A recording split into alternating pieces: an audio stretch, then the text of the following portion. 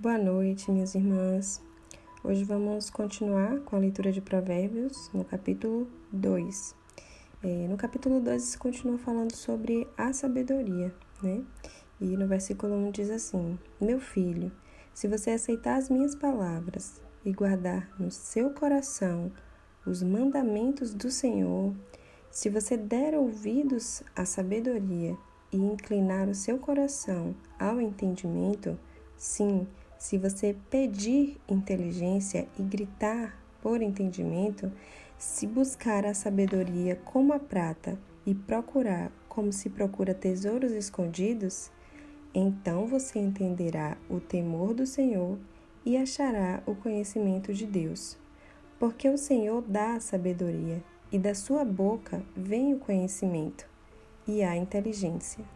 Ele reserva a verdadeira sabedoria para os retos, é escudo para os que andam com integridade, guardando as veredas da justiça e conservando o caminho dos seus santos.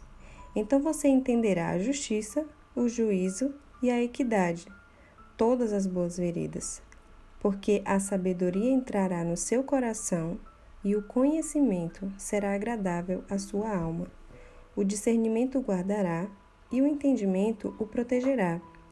A sabedoria o livrará do caminho do mal e do homem que diz coisas perversas, dos que abandonam as veredas da retidão para andarem pelos caminhos das trevas, dos que têm prazer em fazer o mal e se alegram com a perversidade dos maus, cujas veredas são tortuosas e que se desviam em seus caminhos.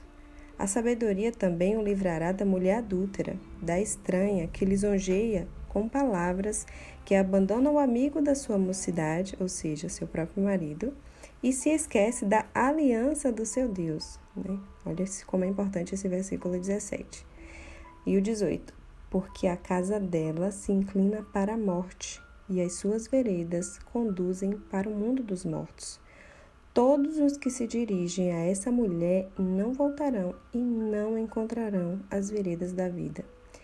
Tendo a sabedoria, você andará pelo caminho dos homens de bem e guardará as veredas dos justos, porque os retos habitarão a terra e os íntegros permanecerão nela. Mas os perversos serão eliminados da terra e os infiéis serão dela arrancados. Tem alguns versículos aqui, minhas irmãs, que eu queria, sublinhar com vocês. E esse capítulo 2, ele é todo muito, muito importante, muito forte, porque assim, ele fala muito sobre a sabedoria. Diz aqui, se você aceitar as minhas palavras e guardar no seu coração, e os meus mandamentos, se você der ouvidos à sabedoria. A gente já viu, ontem, que a sabedoria é Jesus, A Bíblia diz lá em 1 Coríntios que ele é o poder de Deus e a sabedoria de Deus. Então, quando ele fala aqui, vocês precisam aceitar as minhas palavras, aí eu volto àquela mesma tecla que eu sempre falo aqui para as irmãs, que minhas irmãs leiam a Bíblia e não acha só forte não, cumpram. Porque quem não cumpre é como quem constrói uma casa sobre areia. Qualquer coisa que vier vai derrubar. E quando eu digo para vocês, minhas irmãs, a esposa ganha o marido em silêncio. Ele vai observar suas atitudes. É o Senhor quem diz. Então, se você não aceita as palavras do Senhor, não guarda no seu coração, que é o que o versículo 1 já, o primeiro diz aqui. Se não der ouvidos à sabedoria, ele é a própria sabedoria, minhas irmãs. Eu sei que muitas vezes o desespero, a vontade de fazer algo com as próprias mãos, de resolver, essa situação, você pensa, não, como é que eu vou ficar calada, esperando acontecer alguma coisa? Se eu tô aqui falando, o meu marido só piora, Imagine se eu ficar calada. Pois é, minhas irmãs, a sabedoria de Deus é loucura para as pessoas. Ele é a própria sabedoria e ele disse pra gente aceitar as palavras dele, guardar no coração e cumprir os mandamentos dele. Então, ele é a própria sabedoria. Se a gente ouvir, por mais que pareça loucura pra gente, por mais que pareça que não faz sentido, que não tem nada a ver, ele sabe. E aí, lá no versículo 5, ele vai dizer qual é a recompensa de quem faz tudo isso, Porque do versículo 1 até o 4, ele está dando instruções. Olha, se você aceitar minhas palavras, guardar em seu coração os meus mandamentos, se der ouvidos à sabedoria, inclinar o seu coração para o entendimento, gritar por entendimento.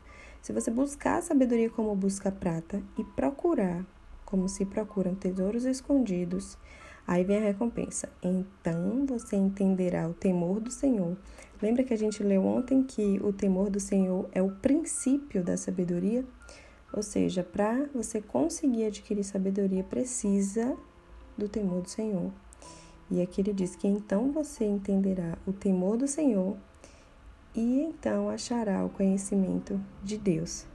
E o 6, ele tem muito a ver com o que está escrito lá em Tiago, no capítulo 1, versículo 5.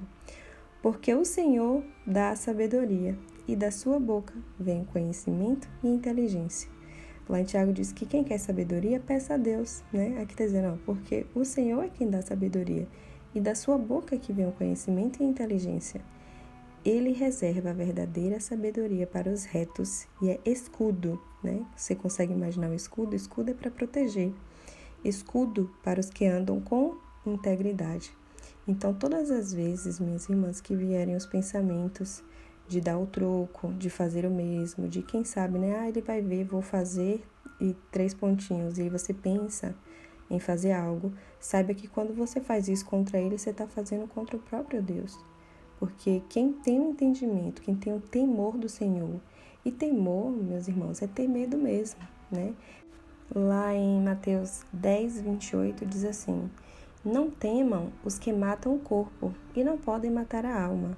Ou seja, um ladrão, qualquer pessoa, um assassino, qualquer pessoa que tenta algo contra nós, humanos, ele vai matar o nosso corpo, mas não pode matar a alma. E o que Jesus diz?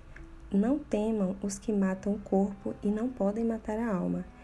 Temei antes aquele que pode fazer perecer no inferno tanto a alma quanto o corpo. Ele está dizendo sobre ele aqui, é sobre Deus. Você tem que temer, não é quem mata o corpo, não. É quem mata o corpo e a alma. Então, a gente tem que temer a Deus mesmo. Jesus, a gente sabe que foi quem mais veio aqui falar sobre o inferno, justamente porque ele não queria que nós fôssemos para lá. A Bíblia diz que Deus quer que todos sejam salvos e que ninguém se perca. Só que esse é o desejo de Deus. Ele poderia fazer isso? Poderia. Se ele ficasse fazendo da gente marionete, robô, né? Ninguém faz mais nada que quer, só faz o que Deus quer agora. E ele não quer isso, meus irmãos. Ele quer adoradores, que adorem em espírito e em verdade. Ele quer pessoas livres, que escolhem ele, que querem ele, não que são obrigadas por ele a querer ele de qualquer jeito. Então, o Senhor quer pessoas que amem ele, que queiram ele, e não simplesmente manipular a raça humana inteira e dizer agora todo mundo faz o que eu quero, porque senão ele não seria Deus, né? Então, o que ele quer é que todos venham a ser parecidos com Jesus, e sendo parecidos com Jesus, seremos aceitos por Deus, e sendo aceitos por Deus, nos tornamos filhos, e sendo filhos, iremos morar com ele, né? O Senhor quer pessoas que o amem de verdade. Então, quando a Bíblia fala de temor, é temer mesmo, é ter medo. Né? Ter medo no sentido ruim? Não, ter medo no bom sentido. E saber que Deus é quem controla todas as coisas, gente, na palma das mãos. Se Ele criou o mar, que é gigante, a gente não consegue dizer nem quando é que começa, nem quando termina. E o céu é a mesma coisa, a gente não sabe dizer onde começa e onde termina. E foi Deus que criou. Você imagina o tamanho, então, de Deus, se Ele criou todas essas coisas. Então, que a gente possa entender que o temor do Senhor é o princípio da sabedoria, que seguir o que Ele diz, que ler aqui, essa palavra que é a verdade, fazer o que ela manda e guardar ela no nosso coração, é o que vai nos fazer, minhas irmãs, viver a vontade de Deus e não a nossa, sabe? Tem um outro versículo aqui que eu queria falar para vocês, que é sobre o adultério, né? Quando diz que a sabedoria que livra o homem da mulher adúltera, né, da mulher estranha, ela esqueceu do amigo da sua mocidade, se esqueceu da aliança com Deus, e a casa dela se inclina para a morte. Então, creiam nessa palavra e orem com ainda mais fervor pela sua vida, pela vida do seu marido, mas não faça disso um mantra, sabe? Uma idolatria, porque tudo que vira idolatria toma o lugar de Deus, e então você vira inimigo de Deus.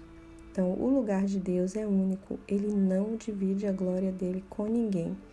Sabe, minhas irmãs? Não faça da sua família um ídolo, não faça do seu casamento um ídolo, nem do seu marido um ídolo.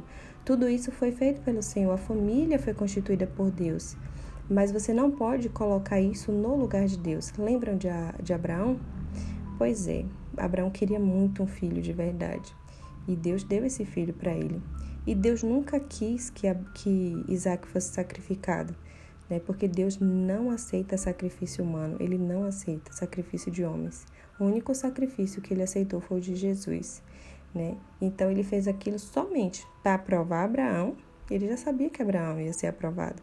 E para que ficasse na história, para que nós pudéssemos ter aquilo como base, né? São homens da fé, são homens de Deus que viveram, que tiveram, né, seus altos e baixos e que serve de molde para a gente também, no sentido de nós não somos super-homens, né? Nós somos homens, somos mulheres que buscam ser como o nosso mestre, que é Jesus.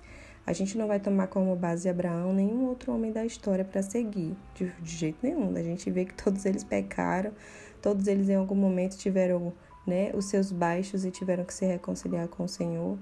Mas Jesus, o Filho perfeito, o homem perfeito, Deus homem, ele serviu a Deus em todas as coisas. Ele dizia: minha comida e minha bebida é fazer a vontade do meu Pai e realizar a sua obra.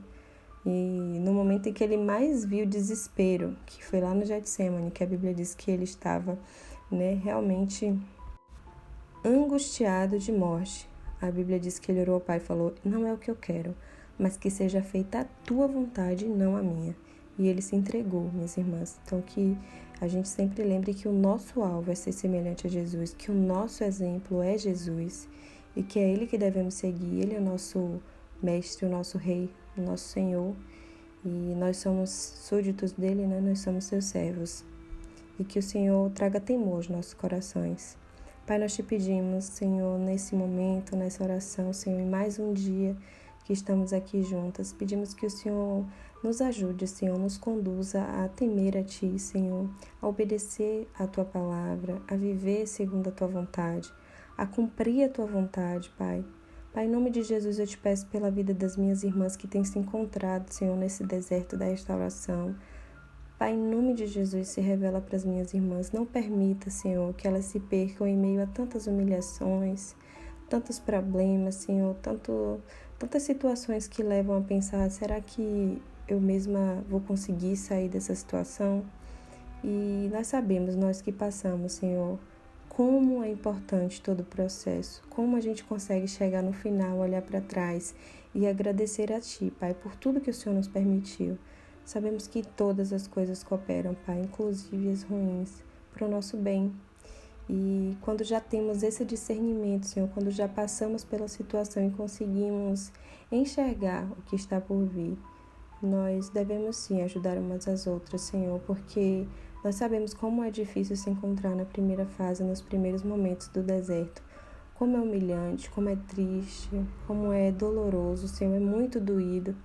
Mas o Senhor não nos abandona em nenhum desses momentos, pelo contrário, o Senhor nos ergue, nos põe de pé e nos ajuda a caminhar e nos trata e nos limpa pelo sangue de Jesus e vai nos moldando segundo a Tua vontade. Pai, nós te pedimos que em nome de Jesus não nos deixe cair em tentação, que o Senhor grave sim, Senhor, a eternidade nos nossos olhos, que o nosso coração seja cheio da Tua palavra, para que nós possamos guardar a Tua palavra no nosso coração para não pecar contra Ti. Pai, nos dá uma noite de paz, debaixo da Tua santa presença e proteção. Nos limpa, Senhor, dos nossos pecados. Nos livra do mal, nos ensina a andar na luz, Pai, para que possamos tapar todas as brechas da nossa vida, para que Satanás não tenha, Senhor, do que nos acusar. Pai, nos socorre, Senhor, nas nossas necessidades, o Senhor conhece todas elas. Que as preocupações dessa vida, Senhor, desse mundo, não venham nos desviar de Ti, não venham a esmorecer a nossa fé. Pai, em nome de Jesus, nos ajuda, Pai. Nós te pedimos, Senhor, nós clamamos a Ti, porque sabemos que temos um Deus todo-poderoso, que é o nosso Pai e está acima de tudo e de todos. E é em Teu nome, Jesus, que nós oramos. Amém.